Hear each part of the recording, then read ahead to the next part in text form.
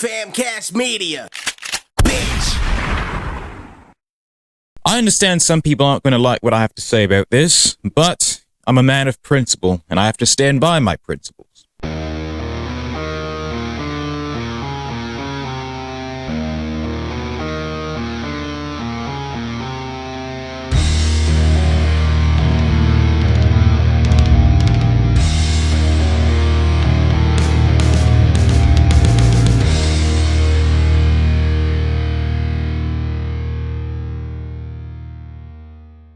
Good afternoon, demons and demonesses. Just after I got done posting a feel-good story, now I gotta post, well, a tragedy.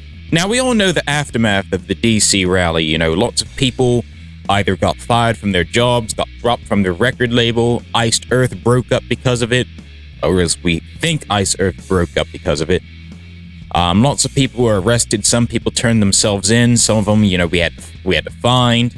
But there was this one story that popped up in my news feed just recently, and it was involving a transgender army veteran who was, a member of the Oath Keepers who also participated in the DC Trump rally and was able to get inside the Capitol with like a bunch of other, Oath Keepers and militiamen and all that other shit. But what's happening to her is downright uncalled for, and I'm going to get into that right now. I have a news article for you guys to read. Now, the Trump supporter I'm talking about in particular is Jessica Watkins. She's transgender. She served, I think, in the military. I think the army, if I'm not mistaken. She was in Afghanistan. But matter of fact, I'm just going to read the article to you guys. Oath Keepers member Jessica Watkins commits crimes of terrorism in Capitol riot, prosecutors say. An Oath Keepers leader, Jessica Watkins, committed a crime of terrorism when she gleefully participated in a mob that stormed the U.S. Capitol, prosecutors said Tuesday, as they argued that she should be detained as she awaits trial. Watkins became the third Capitol riot accused by prosecutors of a crime of terrorism, following two Proud Boys members, Dominic Pezzola and Ethan Nordy. Unlike involvement in a foreign terrorist organization, domestic terrorism is not itself a criminal charge, but is a factor that judges can consider when deciding whether to release defendants on bail and when determining the length of their sentence if they are found guilty. Watkins was indicted this month on 4 charges. One of them was aiding and abetting the destruction of government property, a crime that if found to be politically motivated could be considered terrorism. Prosecutors argued Tuesday that because Watkins' actions were calculated to influence or affect the conduct of government, it amounts to a federal crime of terrorism and meant that she should be detained before trial. During a hearing on Tuesday, the judge delayed making a decision on whether Watkins should remain behind bars until trial, and questioned whether her crime qualified as a crime of violence. The judge said the case poses a threshold legal questions, which could affect potentially dozens of other similar cases, and ruled that Watkins will remain in detention as she waits her next hearing. Prosecutors said Watkins, a U.S. Army veteran who is now the self-described commanding officer of the so-called Ohio State Regular Militia, was filmed with other Oath Keeper members gleefully embedded in a mob outside the Capitol. Although Watkins argued that she did not intend to destroy property, prosecutors say she participated in a violent mob that broke a door which she passed through moments later to forcibly enter the U.S. Capitol. She and other Oath Keepers were seen on video moving through the crowd together in a tactical stack formation to reach the building. While at the riot, Watkins used a walkie-talkie style app called Zello to communicate with other associates, prosecutors said. She said on the app, "We have a good group. We have about 30 to 40 of us. We are sticking together and sticking to the plan." That plan became clear, prosecutors said, when an unknown voice on the Zello app said, "You are executing citizens' arrests. Arrest this assembly. We have probable cause for acts of treason, election fraud." A voice believed to be Watkins responded, "We are in the mezzanine. We are in the main dome right now. We are rocking it. They are throwing grenades. They are freaking shooting people with paintballs. But we are in here." An unknown male replied to her saying, "Get it, Jess. Do your fucking thing.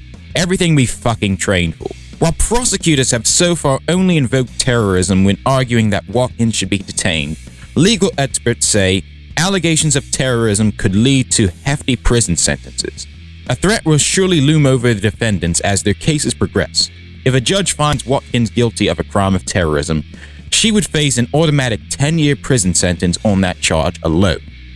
Now, from other articles that I've read, she also had turned herself into the police, but, she received some, very bad treatment while she was locked up. Apparently, they put her in a cell, they had the lights on 24 hours a day for like 4 days, and she was completely naked. So, pretty much she had her human rights violated. Now, I know some of you might say, oh, that's what she gets for supporting Donald Trump. Now, I understand there's a lot of people that don't like Donald Trump. I'm not a big fan of Donald Trump either. Like I said, I wanted somebody like Hawkins. But despite how you feel about, Donald Trump and his supporters and the insurrectionists and whatnot, a trans woman does not belong in a men's prison. All right? And a trans woman and no prisoner should have to deal with, lights on 24 hours a day, being stripped naked in front of everybody. I mean, I'm a big fan of criminal justice reform. That's what I've always advocated for. That's, what Sanders advocates for. That's what Howie Hawkins advocates for. That's pretty much what every progressive politician and commentator is advocating for. So I'm not going to abandon my principles just because I don't like this woman's, ideology or, who she supported for president. Now, this isn't the first time that, Jessica Watkins has faced discrimination. Apparently, when she was in Afghanistan, they say that she was forced out of the military because, they discovered that she was transgender. And, they harassed her for it and all that. And, that's really no way to treat somebody. Like I said, don't care if you're a Trump supporter, don't care if you're a Biden supporter, don't care what your political alignment is or what group you're affiliated in. All right? Transphobia is wrong regardless. I'm not going to be one of those people that says, oh, well, it's only wrong because they're not part of my group or don't believe in the shit that I believe in. No, it's wrong regardless. Like I said, I'm a man of principle. I'm going to always stand on my principles. I'm principled when it comes to free speech. I'm going to be principled when it comes to trans rights and whatnot. And this is probably going to be the most that you'll ever hear because, I seriously doubt Trump supporters are even going to speak on Jessica's behalf. Considering that, the majority of Trump supporters, supported, the trans military ban, supported, all sorts of other, transphobic bills that are being passed, supporting, the anti-adoption bill for members of the LGBTQ community. So, and that's another thing, especially when it comes to Jessica's case. I mean, she's spending so much time going gung-ho for Donald Trump, but yet Donald Trump doesn't really give a fuck about people like her. Now, I don't know too many transgender Trump supporters. I think out of my entire life, I've only met maybe one or two. But even so, some of these transgender Trump supporters that I met, they weren't even really Trump supporters. They only voted for him because they didn't like Hillary Clinton. But eventually they were pulled down into the rabbit hole and both of them are too far gone. Now, I don't know if that's the case, for Jessica Watkins. Maybe she decided to support Donald Trump because, she wanted to fit in, and then she eventually got pulled down into the rabbit hole. And, being that she served in Afghanistan, maybe she's suffering from shock or PTSD. And maybe that could be affecting why, she did the shit that she did. Now, like I said, I know people always want to play the insanity defense, but, she might actually have a case if she does, try to plead that. Like I said, she served in war, she served her country, she probably saw a lot of shocking shit while she was over in Afghanistan. So, if her lawyers were smart, they would try to play off of that part. Now, with that being said, now I'm not going to excuse what happened at the Capitol riot, because that shit was wrong, alright? You don't assault police officers, you don't spray mace at police officers, you don't destroy property. Now, I get it, I don't like the Democratic Party either. But, there's other ways out there to defeat the Democratic Party. And one of those things, and it's probably the most easiest, is policy. Propose better policy. Advocate for, your politicians to support policy that will help the American people rather than, rich corporations and defense contractors and special interest groups and all that other shit.